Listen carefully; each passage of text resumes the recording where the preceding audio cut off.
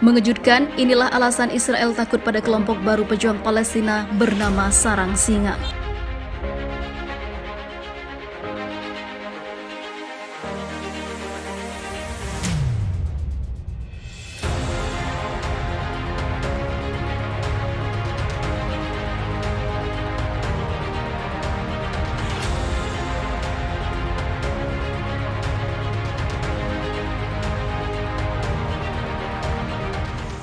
Judul berita utama di surat kabar Israel Yerusalem Post menceritakan sebagian dari kisah Sarang Singa, kelompok Palestina lainnya yang bikin sakit kepala tanpa akhir untuk Israel dan otoritas Palestina.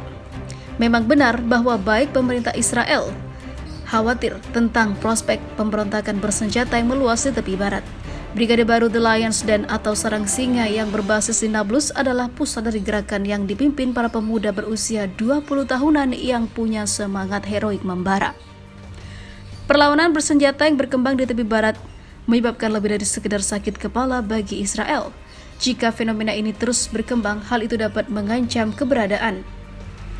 Sementara menempatkan Israel di depan pilihan yang paling sulit sejak invasi kota-kota besar tepi barat Palestina pada tahun 2002, ujar Ramzi Barud dalam analisis di media Middle East Monitor.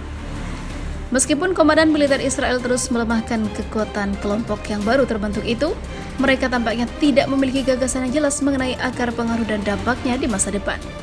Dalam wawancara baru ini dengan surat kabar Israel Yediot Ahronoth, Menteri Pertahanan Israel mengklaim Sarang Singa adalah kelompok 30 anggota yang pada akhirnya akan dicapai. Kami akan meletakkan tangan kami pada pejuang itu, ungkapnya. Sarang Singa bagaimanapun bukanlah kasus yang terisolasi, tetapi bagian dari fenomena yang lebih besar yang mencangkup Brigade Nablus, Brigade Janin dan kelompok lain yang sebagian besar berlokasi di tepi barat bagian utara. Kelompok tersebut bersama dengan unit militer bersenjata Palestina lainnya telah aktif dalam menanggapi pembunuhan warga Palestina termasuk anak-anak orang tua. Dan pada 14 Oktober sebelumnya, seorang dokter Palestina menjadi korban sehingga dibalas oleh kelompok Sarang Singa ini. Media Ibrani Israel Harian Arab Palestina Al-Quds melaporkan militer Israel akan memfokuskan operasinya dalam beberapa pekan mendatang untuk menargetkan Sarang Singa. Ribuan tentara Israel kemungkinan akan dikerahkan di tepi barat untuk pertempuran yang akan datang. Sulit membayangkan bahwa Israel akan memobilisasi banyak tentaranya untuk melawan 30 pejuang Palestina di Nablus. Tapi bukan hanya Israel, PA juga sangat khawatir. Seorang pejabat senior Palestina mengatakan kepada media lain bahwa jalanan Palestina tidak mempercayai kami lagi karena mereka melihat kami sebagai perpanjangan dari Israel, namun itu tidak benar. Munculnya Sarang Singa dan kelompok bersenjata Palestina lainnya hanyalah beberapa manifestasi dari perburuan dramatis yang sedang berlangsung di tepi barat untuk melawan keberadaan Zionis. Memang tepi barat sedang berubah, satu generasi baru yang memiliki sedikit atau tidak memiliki ingatan tentang intifada kedua, yaitu 2000 hingga 2005. Tidak mengalami invasi Israel saat itu, tetapi tumbuh di bawah pendudukan dan apartheid Israel, perlawanan di Janin, Nablus, dan juga Hebron. Dilihat dari wawancara politik, nyanyian dan simbol mereka, generasi muda itu sudah muak dengan perpecahan Palestina yang melumpuhkan dan seringkali dangkal di antara faksi ideologi dan juga wilayahnya. Faktanya, brigade yang baru dibentuk termasuk Sarang Singa diyakini sebagai kelompok multifaksi yang membawa untuk pertama kalinya pejuang Hamas, Fatah, dan lainnya ke dalam satu platform. Orang-orang Palestina muak dengan pendudukan Israel dan dengan kepemimpinan yang dianggap berkolaborasi.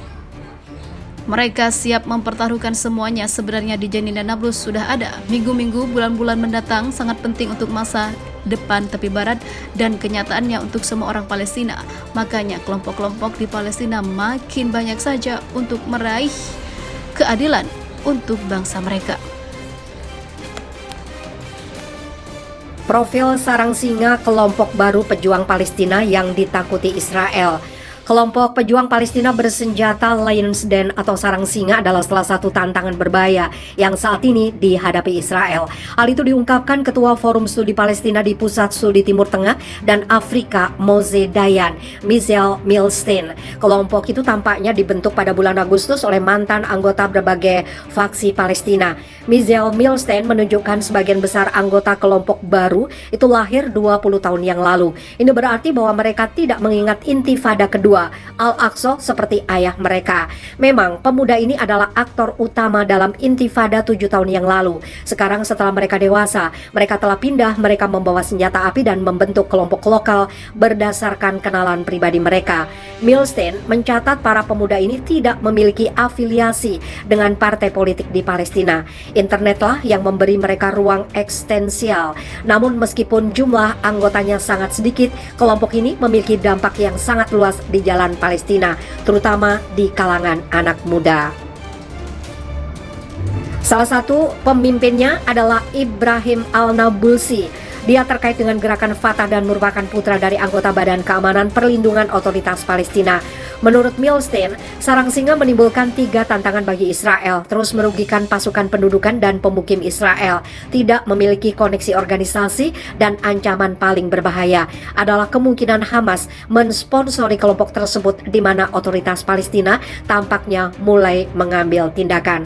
Berbicara kepada All Israel News, Milstein menyatakan kekhawatirannya bahwa fenomena perlawanan ini mungkin pindah ke kota campuran Israel. Saat ini situasinya cukup terbatas di bagian utara tepi barat dan semua jenis sel independen. Tapi saya pikir 2 atau 3 hari terakhir telah menunjukkan potensi konflik ini menyebar ke tempat lain, di dalam dan di luar tepi barat, ungkap dia. Gerakan Hamas mengumumkan pada 4 September telah menjatuhkan hukuman mati kepada 5 warga, termasuk 2 orang yang karena telah berkolaborasi dengan Israel. Hukuman mati untuk kerjasama adalah yang pertama dijatuhkan di wilayah pesisir Palestina dalam lebih dari 5 tahun. Pada Minggu pagi, pengkhianat itu dijatuhi hukuman mati karena bekerja sama dengan Zionis Israel, kata Hamas dalam pernyataannya dikutip dari Al Jazeera. Pernyataan itu selanjutnya mengatakan bahwa para terdakwa sebelumnya telah diberikan hak penuh mereka untuk membela diri. Kementerian Dalam Negeri Hamas memberikan inisial dan tahun kelahiran 5 orang itu yang telah dieksekusi, tapi tidak memberikan nama lengkap.